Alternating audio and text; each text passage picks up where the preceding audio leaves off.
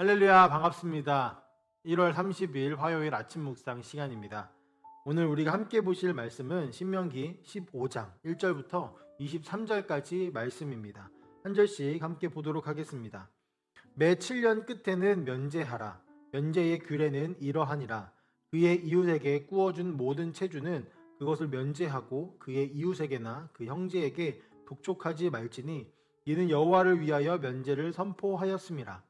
이방인에게는 내가 독촉하려니와 내 형제에게 꾸어준 것은 내 손에서 면제하라. 내가 만일 내 하나님 여호와의 말씀만 듣고 내가 오늘 내게 내리는 그 명령을 다 지켜 행하면 내 하나님 여호와께서 내게 기업으로 주신 땅에서 내가 반드시 복을 받으리니 너희 중에 가난한 자가 없으리라.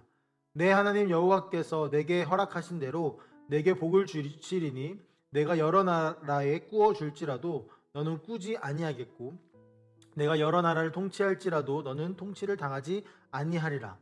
내 하나님 여호와께서 내게 주신 땅 어느 성읍에서든지 가난한 형제가 너와 함께 거주하거든 그 가난한 형제에게 내 마음을 완악하게 하지 말며 내 손을 움켜 쥐지 말고 반드시 내 손을 그에게 펴서 그에게 필요한 대로 쓸 것을 넉넉히 꾸어 주라. 삼가 너는 마음에 악한 생각을 품지 말라. 곧 이르기를 일곱째 해 면제년이 가까이 왔다 하고 내 궁핍한 형제를 악한 눈으로 바라보며 아무것도 주지 아니하면 그가 너를 여호와께 호소하리니 그것이 내게 죄가 되리라.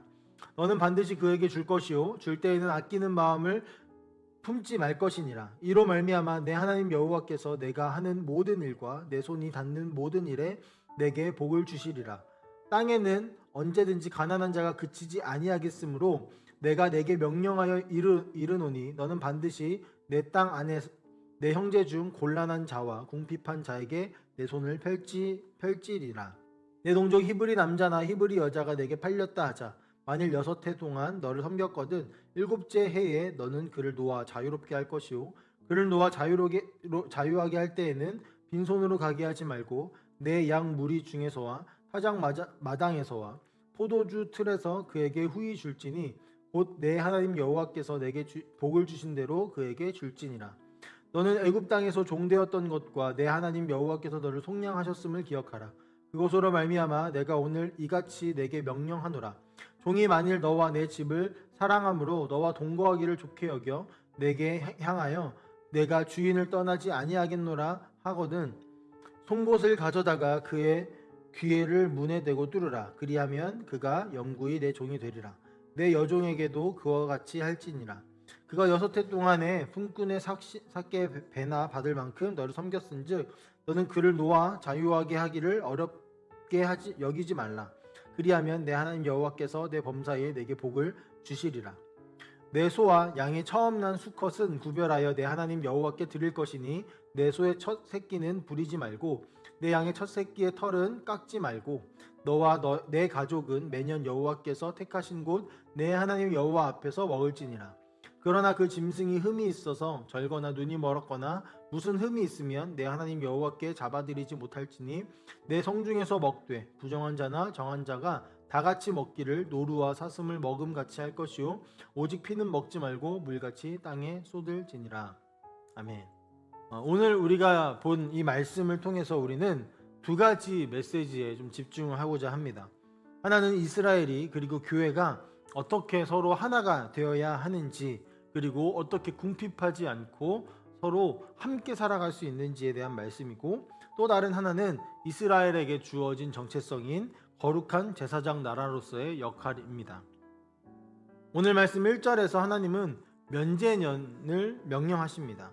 이 면제년은 레위기에서 안식년이라고도 말을 하는데요. 안식년은 노예가 해방되어지고 빛이 탕감되며 또 땅을 쉬게 하는 제도입니다. 신명기에서는 그중 면제와 탕감에 집중하여서 가르치고 있는 것입니다. 이 면제년 또는 안식년이 7번이 지난 후 다음 해인 50년째가 되는 해가 희년이라고 불리워지는데, 이때는 대대적인 안식년을 누리는 대안식년이라고 또 생각할 수 있을 것입니다. 하나님은 이스라엘 모든 사람들에게 가난한 이들을 보며 모진 마음을 품지 말고 은혜를 베풀라고 말씀하십니다. 누군가 손을 내밀면 그의 필요를 채워야 한다라는 것이죠.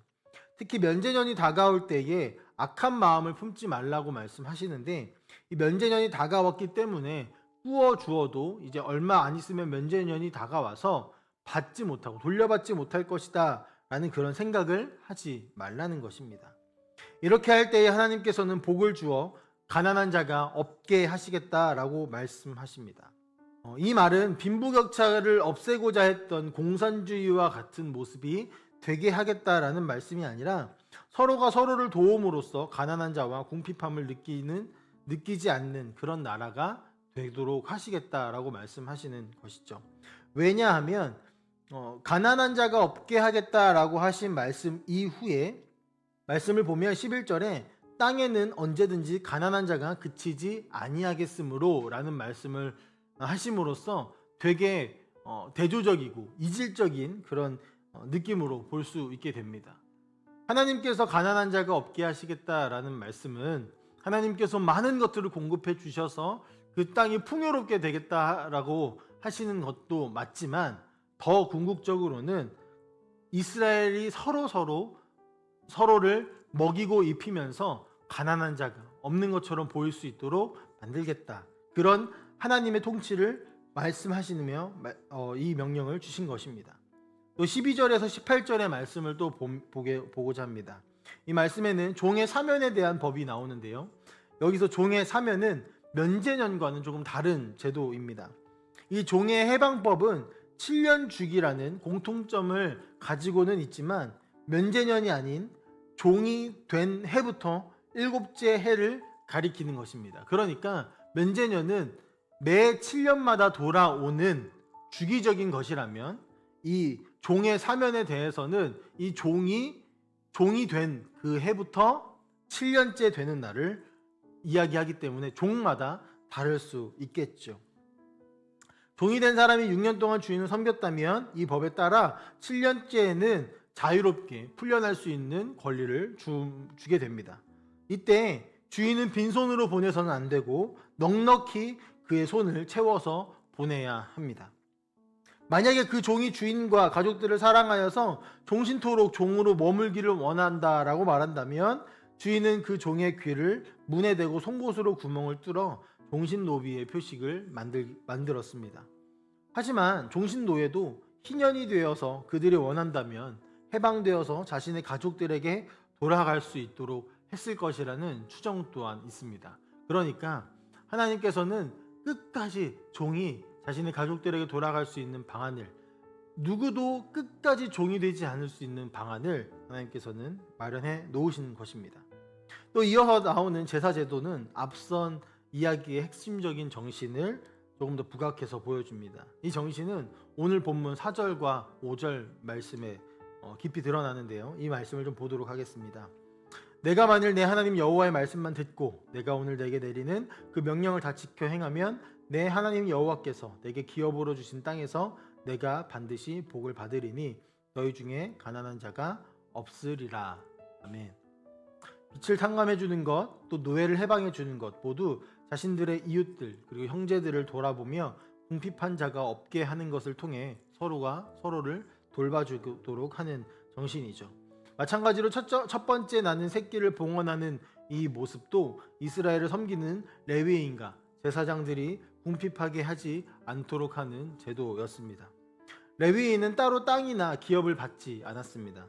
그들은 이스라엘 사람들과 하나님 사이에서 이스라엘을 섬기는 일을 하고 있었기 때문에 기업을 받지 않고 살았습니다. 그렇기 때문에 그들은 굶지 않고 살아갈 수 있는 방안을 하나님이 제사를 통해서 주어지는 재물이 레위인에게 돌아갈 수 있도록 말씀을 하신 것이죠.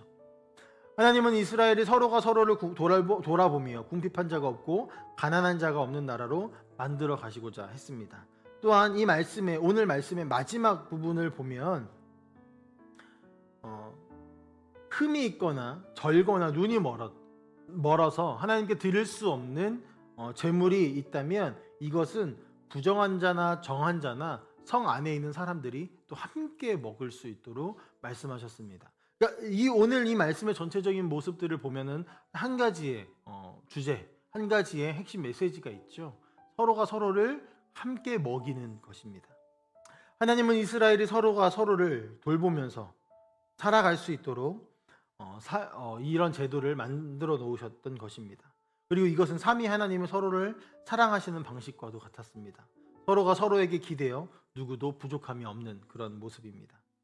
그리고 이러한 모습은 이스라엘을 바라보는 수많은 나라들에게 놀라움을 금치 못할 만한 일이었습니다. 구워준 사람에게는 빛을 독촉하고 받아낼 권리가 있는 것이 보편적인 인식입니다. 주인은 종을 재산으로 여기는 것이 당시의 문화였고 종신토록 부려먹을 권리를 가진 것이 그들의 이해였습니다. 또한 이방신을 섬기는 제사장들은 기업이 없는 것이 아니라 오히려 그 제사 제도를 통하여서 부패하였고 더 많은 재산을, 더 많은 부를 축적하면서 살아갔던 것이 당시의 시대상입니다.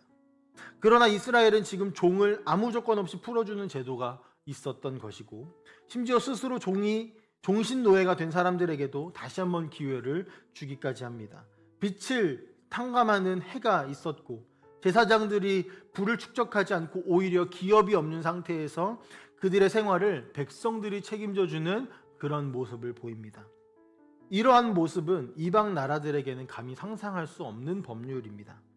무엇보다 이 법을 제정한 이가 이스라엘의 신 여호와라는 사실은 그들이 이방 나라의 신들이 주어지고 그들이 섬기는 신들과는 비교할 수 없는 인격적인 신의 모습을 보여줍니다.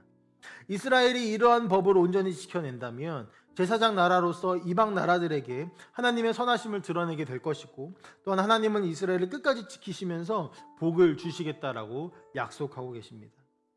오늘 우리는 이 말씀을 통해 우리의 정체성을 다시 돌아보기를 원합니다. 오늘의 가르침이 우리를 향해 다시 한번 이야기하는 것입니다. 교회는 서로를 사랑하며 핍절한 자가 없게 하는 곳이라고요. 그리고 이러한 모습이 세상으로 하여금 하나님의 거룩함을 드러내고 하나님을 바라보게 하며 하나님을 찬양하게 할 것입니다. 사실 구약 성경을 통해서 우리가 알 수 있는 사실은 이스라엘이 실패했다라는 것입니다. 그런데요, 우리는 가능하다라고 성경은 말합니다. 말씀 한 구절을 함께 보도록 하겠습니다. 사도행전 2장 43절부터 47절까지의 말씀입니다. 사람마다 두려워하는데 사도들로 말미암아 기사와 표적이 많이 나타나니 믿는 사람이 다 함께 있어 모든 물건을 서로 통용하고 또 재산과 소유를 팔아 각 사람의 필요를 따라 나눠주며 날마다 마음을 같이하여 성전에 모이기를 힘쓰고 집에서 떡을 떼며 기쁨과 순전한 마음으로 음식을 먹고 하나님을 찬미하며 또 온 백성에게 칭송을 받으니 주께서 구원받는 사람을 날마다 더하게 하시니라. 이 말씀은 성령께서 오신 후에 사도행전에 나타나는 그 교회들, 그리스도인들이 보여준 모습을 기록하고 있는 내용입니다. 서로의 물건을 나눠주고 같은 마음으로 함께 하나님을 찬양하였습니다. 그들에게는 궁핍한 자가 없었습니다. 가난한 자가 있었고 돈이 많은 사람은 있었을지 몰라도 궁핍하고 굶주린 사람은 없었습니다. 그리고 그런 모습이 온 백성에게 드러나서 그들은 칭송을 받았고 결국에 그들의 모습을 통하여서 하나님의 이름이 드러나고 구원을 받는 사람이 날마다 더하게 되었다라고 합니다. 이들의 모습은 하나님만을 온전히 섬기는 이들의 모습입니다. 이 모습은 이스라엘이 보여야 했던 모습이고 또 우리가 나아가야 할 지향점입니다.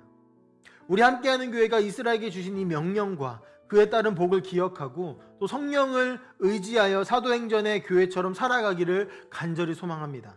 우리가 모두 같은 모양으로 살아갈 수는 없을지라도 같은 마음으로 서로 하나가 되어 서로가 서로를 돌아보고 돌봐주는 그런 교회가 되기를 간절히 소망합니다. 그리고 그 모습이 세상 속에서 빛을 발하여서 하나님의 나라의 거룩함을 드러내고 우리의 이 교회의 거룩함을 드러내므로 우리가 궁극적으로 원하는 하나님의 이름이 세상 가운데 넓히 퍼져나가고 또 하나님을 예배하는 자가 늘어나는 그 일이 우리 교회를 통하여 일어나기를 간절히 기도하고 소망했으면 좋겠습니다.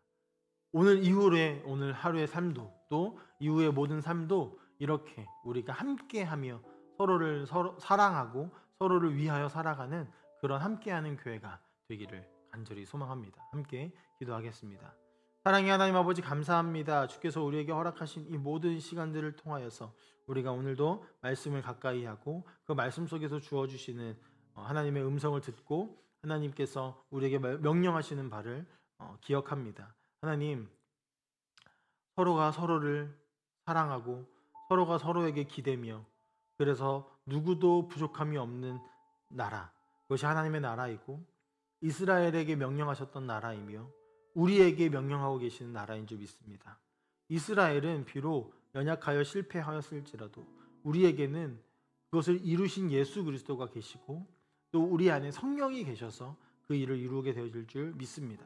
주님, 우리가 그 일을 정말 이루어내서 정말 이 함께하는 교회가 먼저 궁핍한 자, 핍절한 자가 없는 그런 교회가 되게 하시고 또 우리를 통하여서 더 많은 이들이 하나님의 충만한 사랑을 누리며 살아가는 그런 우리 공동체가 될 수 있도록 좀 축복하여 주시옵소서.